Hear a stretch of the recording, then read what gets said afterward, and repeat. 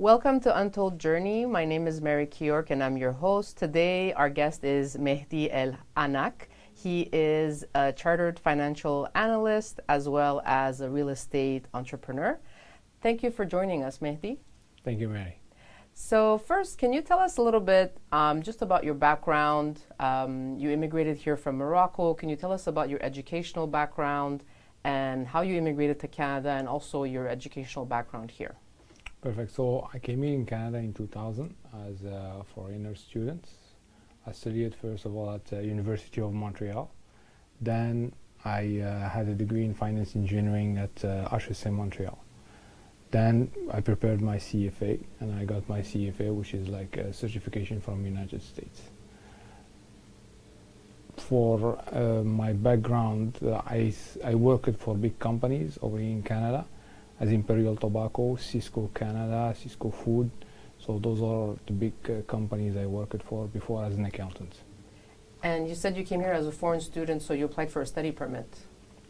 A study permit in the beginning, then after that in 2004, become a permanent resident. And was it challenging to apply for a study permit? No, at that time, no. Wasn't challenging. Basically, there were like conditions regarding the permit, and if you get all those conditions, then you can apply and get the visa within 2-3 months. And what was your educational background before you applied for the study permit? I studied at the French school in Morocco. So I come from Casablanca. So I studied at a French school in Morocco, in Casablanca. Great, thank you. Welcome. So you were born in Morocco and you speak Arabic, English, French, and Spanish, correct? Can you tell us about your upbringing and your different cultural influences? What different cultural influences? We got the cultural influence from Morocco, first of all. And after that, we got the culture of Quebec and the culture of Canada. So it's a mix of all those cultures, and that's what makes our life multicultural over here in Canada. Yeah. So that's for Canada, but in Morocco, you also had different cultural influences, right? What Yes. were they? Well, it's correct. The way of life is different. First of all, we have a lot of, in terms of way of life, is totally different. What are the different influences in Morocco? The influences in Morocco is regarding your way of life. As an example, we have Morocco is a Muslim country. So as a Muslim country, we have the religion is very implemented in our way of life and our culture, which is more different over here in Canada because the religion is not our way of life. So that's the main big difference. For example, yesterday was Al-Eid, Eid, which is a day of sacrifice, and in Morocco nobody works for almost 2-3 days, so everything is closed. Over here we don't have that, so that's because in Canada it's not the religion that basically makes our way of life. And how do you find that religion, because you're an entrepreneur, so if Correct. you had stayed in Morocco, tried to build businesses, do you find that the country would have been favorable for that? The religion, the fact that religion is mixed in with everyday life, could it affect, or is it easier here? Well, for example, you have the period of Ramadan, which is the period of fasting. In some areas in Morocco, for example, the south, which is very hot in the summer, it's very difficult to conduct a business in this period. So most of people, they work at night, they don't work on the day. So that's one of the examples that basically the religion makes it a little bit more complicated, the way of basically conducting the business over there versus over here. Is it like fasting and the heat? Yes, At both the of same time, it's challenging. Yeah, challenging at the same time in some areas in the south of Morocco. Some other positive things in Morocco versus over here is that the availability of labor. Labor is very available in Morocco versus over here in certain domains, as for example the construction. We don't have availability in terms of the labor.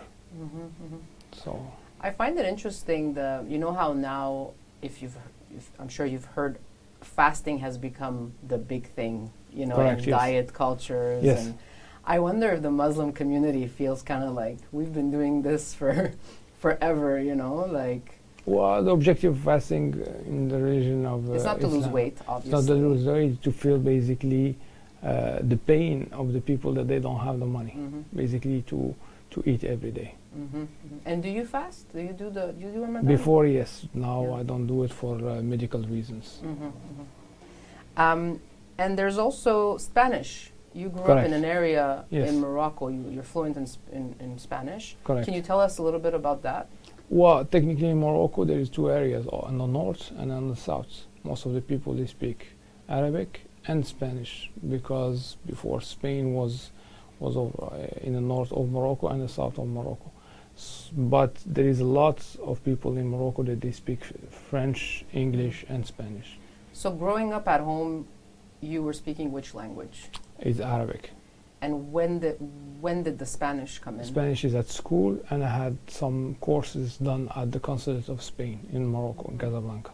So Spanish is mandatory in Morocco. It's not mandatory, no. It's basically is an extra.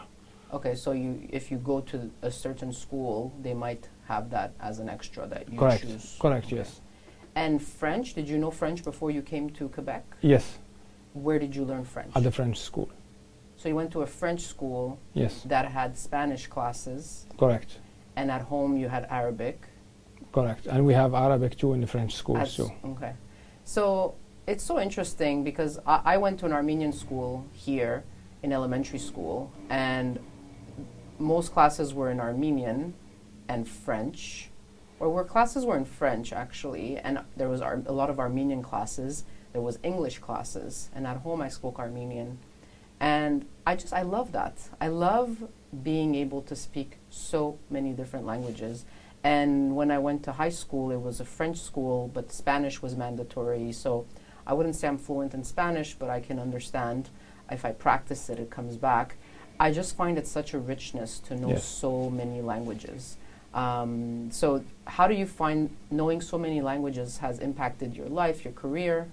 Well, it's, for example, let's talk about my career, for example, is that when I meet customers most of my customers are either from Colombia, from Mexico, from Algeria, from Egypt. So all those customers, when you speak with them in Arabic or we speak with them with Spanish, they feel more comfortable. So when you give this comfort to the customers, so they feel more like At doing home. At home, correct. Mhm. Right. I love that. I remember when I traveled and lived in Armenia for a bit, and I met some people there that spoke the two dialects of Armenian, Arabic, English, Kurdish, Turkish, and a bit of Russian, because of the region, right? Correct. There's so many different influences, and I just find in today's world, it's a must, and it's such a richness. You can only have positive things knowing so many languages, and that's why I find in Quebec the struggle with the English and the French. I've always felt that it's so. To me, it's a bit sad actually how much the way they present it. It's often a rejection of other cultures or other languages, but you can only win when you have more languages. Correct. Right? It It's doesn't mean something has to be lost. correct, because if you have, like, for example, if you are facing a situation and you have 5 different point of view, you have more chances to get the right solution to the situation that if you get only one point of view. Exactly. That's the situation. So for me it's very important, the diversity, because it's the key of success in I any agree. country. Yeah. I agree. What would you say impacted you the most when you came to Canada the first time?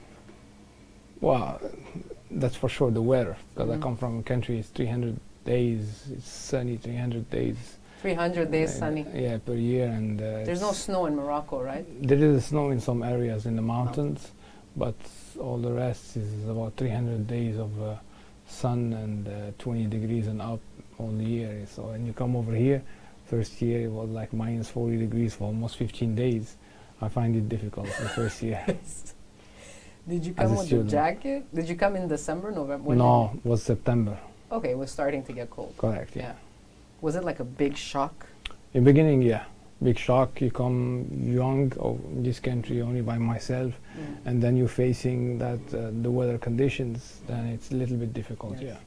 And we were talking today, like right now it's it's going to be July, and it's rainy, it's cold, and it's like you were saying, like in like 2 months you got to put the tempo again. Correct. It's like we just took out the Took out- covers for the garages and everything. So, but despite that, you know, we have a lot of people listening. A lot of people want to come to Canada. Different places in Canada, they have different dreams. Despite the weather in most areas, do you still recommend people immigrating here? Yes, because Canada is still, it's a young country, and it's a country of opportunities. And if you come to this country, my advice is basically to visit a little bit Canada. Most of the people that come over here, they stay in Montreal, for example. They go to Laval, South Shore.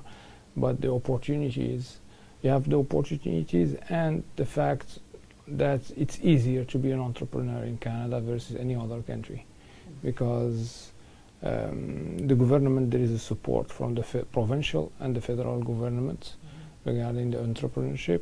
The banks are supporting basically the businesses. There is the federal government is supporting the businesses financially.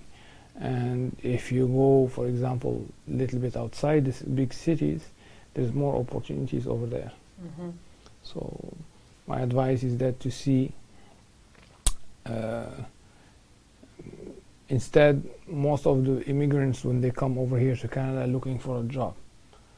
It's good to look for a job in the beginning, but it's good to be an entrepreneur, because we cannot all work for the same company.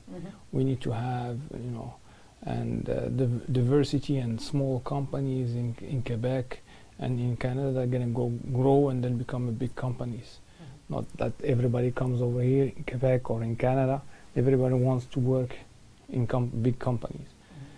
That's what's unfortunately is done, and the mistake is done, by most of the immigrants, is that when they come over here, they go and they do a job to 8 to 5 without seeing the other opportunities that are on the market right now. And at the end, after 30 years, then they start asking questions. Why, if I did before, when I was 20, 25, 30 years old, a business, maybe this business, we have many examples. We have Saputo families, we have Adonis families, all immigrants. They come over here and they did businesses and they succeed in those businesses and they become billionaires. So it's a choice. It's a choice, but I also find you have to have it in you. Like, I think it's like a good virus. Like, it's like you have to have it in your blood to run a business. Correct. Do you agree with that? Yeah.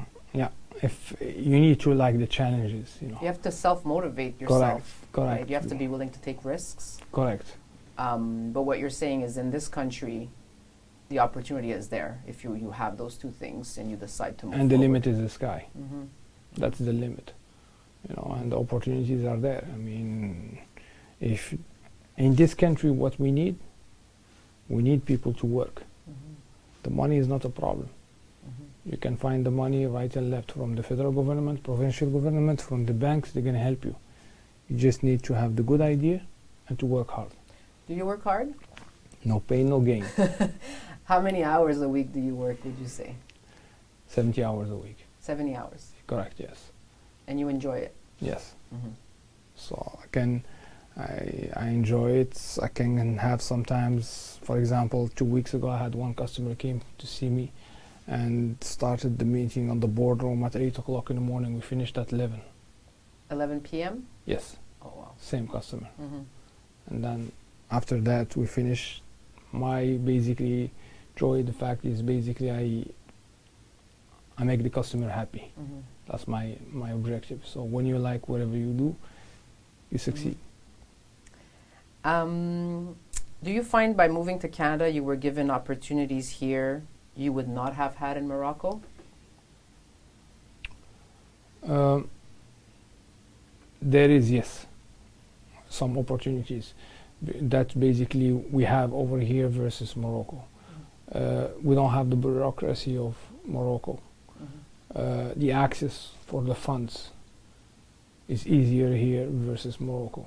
For example, if you need to finance a business in Morocco, you need to give basically warranties. And if you don't have warranties, they need to go to see your families to give warranties, their home, their anything. Over here is more easier basically to finance a business, and that's what I find it very smart from government. Yeah. I find a lot of newcomers come here, they work hard, they save money, they're able to get the help to buy a little house or a condo, and then if they do the right things, the right decisions, they can grow from there. But if they have to take the right decisions, and they also need a lot of help and advice from people like you, people that know I find a lot of newcomers need help in terms of finances. I mean, everybody needs a lot of help in terms of finances. People often don't know how to build their portfolio, save, and I think that's where you come in a lot with your clients, right? Correct, yes. Correct. You do return to Morocco regularly to visit your friends, your family. Where do you consider your home to be? More over in Quebec. Quebec? Yes. Why? Because I got all the comfort, I can go anywhere in the world, when you come over here and you come back, then you feel comfortable about coming back in this place. So that's why. You enjoy being successful and planning the growth of your business. Do you think that money makes life easier or more pleasant? Money is important, but it's not everything. The problem is that sometimes money can be a sickness too, because some people, they go after the money and then they forget about their lives. It's very important to make good money, but very important, to take care of other things like family, friends, kids, and take care of yourself. So you need to have like a part, timing part for everything in your life, not only about the money. In terms of hobbies, so you and me actually met on the dance floor at a bachata event. Correct. So you're a big dancer. About 10 years ago now. Can you tell us a little bit about that? Yeah, when I have the time, when sometimes, I can, between two customers, if there is and then I can basically go to dance, and that's what's good is about dancing, is that period of time that you're dancing, you forget about everything. Yes. That's what's very important. At the same time, it's a therapy that you have. Yes. Yeah, I mean, we met dancing. Before I met you, I think it had been a year or two. I had started with salsa dancing, a bit of bachata, then I got into tango dancing. And dancing is really one of my favorite things to do in my life, I would say. And like you said, it's really the best way to decompress. Even if you're tired, you don't feel like going, but if you go, something happens.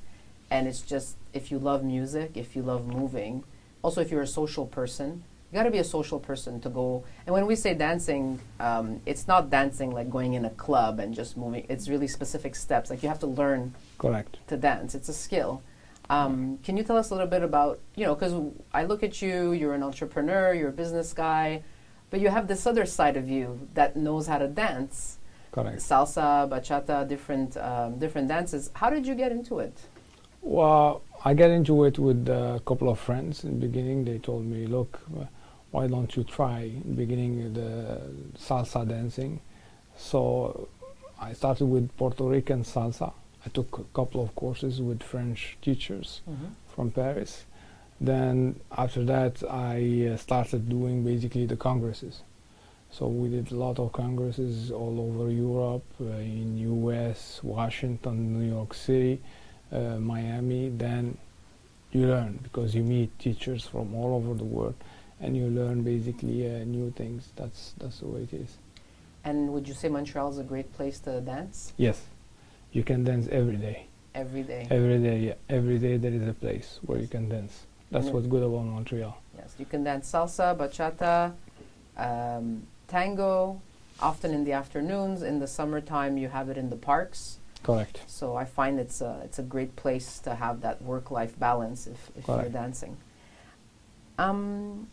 What would you tell someone watching this from Morocco and looking at you speaking, maybe someone in their early 20s and their dream is to move to Canada?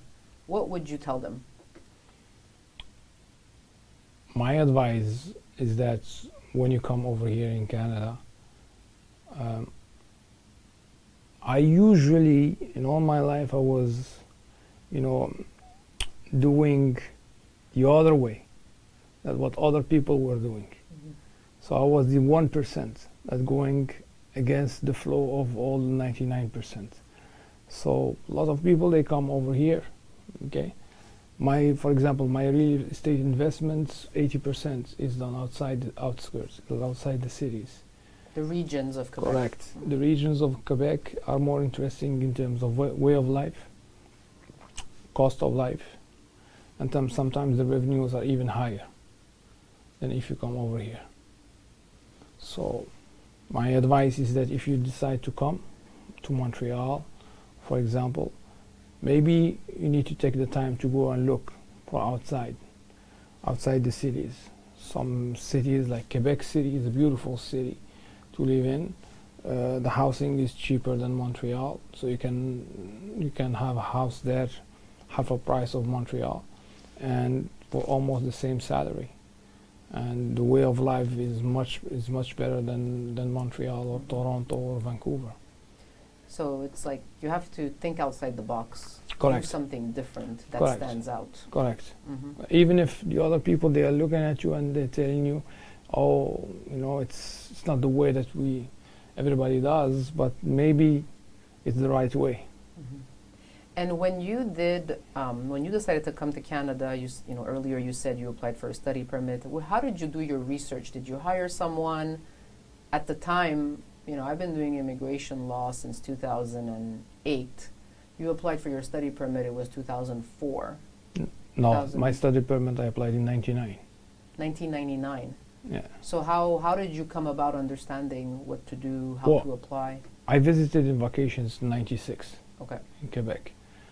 Usually I was visiting countries in the summer, every summer staying 3 months. Before Quebec, I stayed 3 months in Exeter in UK for 3 months studying there, university. That's how basically I learned English. I did it in Spain too. So my last one was almost like for Quebec, and I like it Quebec, because I didn't stay in Montreal. I stayed studying at schools outside Montreal in areas of Quebec City. So I saw the nature, I saw how the way of people's way of life, and then I decided to come over here. But for all paperwork, everything was at the consulate. Okay, back then it was just asking the questions, getting... Correct. You go to the consulate, they give you the list of documents to prepare.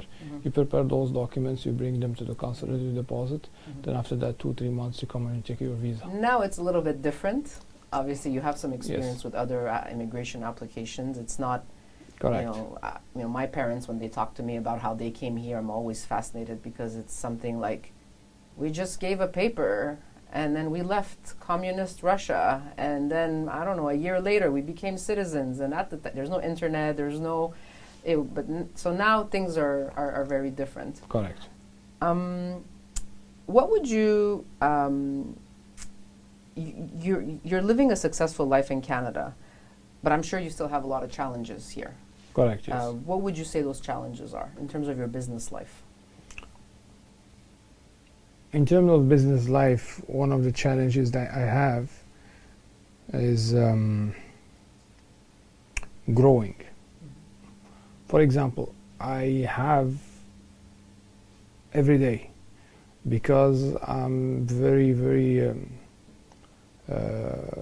I take my work at heart, and when my customers, they see that, I get a lot of referral right and left from bankers, from customers, from right and from colleagues, for example, CPAs. They are calling me. I have this customer I cannot take, and they are calling me. The only one problem that we have is about the hiring.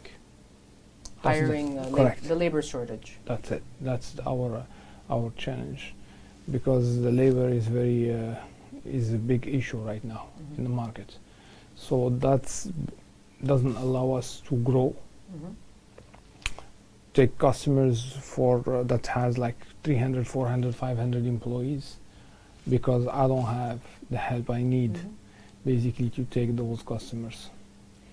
And it's interesting to see, you know, Quebec, the politics of wanting to limit, let's say, people coming because they only want people that speak English, French. Sorry, let's say they prefer people that speak French, and then that limits the immigration that comes to Quebec. And then we have this problem of labor shortage. So it's like a vicious cycle, right? It's what do you think the government should be doing? In my job, the numbers, they have no English or French. They are numbers.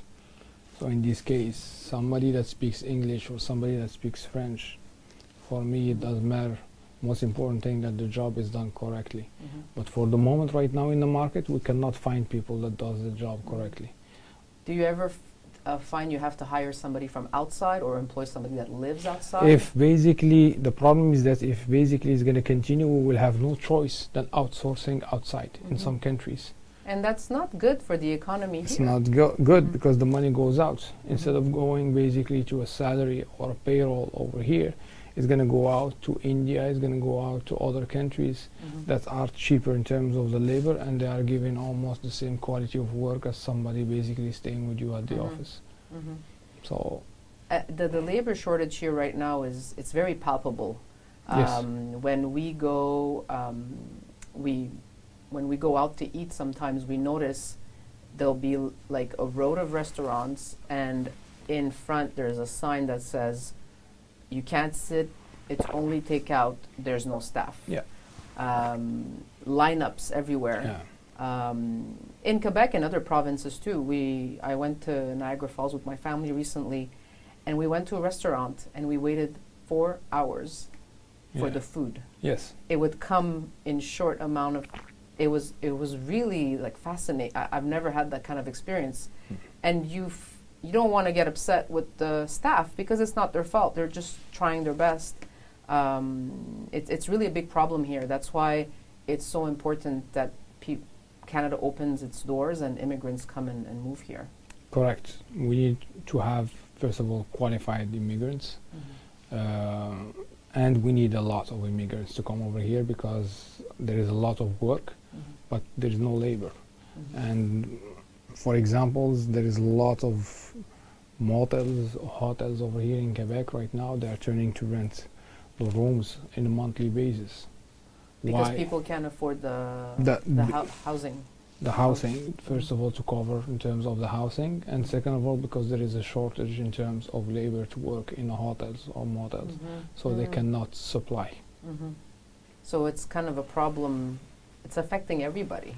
Correct. Individuals, businesses. It's affecting the economy itself. Yeah. Final question for you, Mehdi. In terms of your future here in Canada, you've been here how many years now? Almost 23, 24 years now. Where do you see yourself when you kind of project yourself in the future? Do you see yourself living in Canada long term, traveling, maybe living here? I know you've mentioned to me before, you know, the weather is a bit difficult for you. So where do you envision? Well, that's for sure. That's because I'm going to retire over here in Canada. But you know what? When you have businesses, you never retire. You know, with all people, they say, "Oh, I'm going to get to 65 years old. I'm going to go retire in Mexico, Morocco, or any other country." In my case, I don't think that I'm going to retire. I'm going to continue working until the end. Because you love it. That's it. So, you know, as somebody working in the accounting and taxes, I mean, working at the office. So technically, we can continue working until basically 80, 90 years old. You know, I'm very impressed sometimes to see some customers that go from 8 to 5 or 8 to 6, and they have 90 years old, 95 years old. And they go and they look over their businesses. Even if they have their grandson managing the business, they still go to their office every day from 8 to 5. Because it's a way of life. When you love Correct. what you do, you don't wake up thinking, I'm going to work now. Correct. You wake up, you're really living in the moment, doing day by day, hour by hour, what you love to do. Correct, So, yes. Well, this was very interesting conversation. Thank you so much for joining us, Mehdi. Thank you, Mary. Thank you.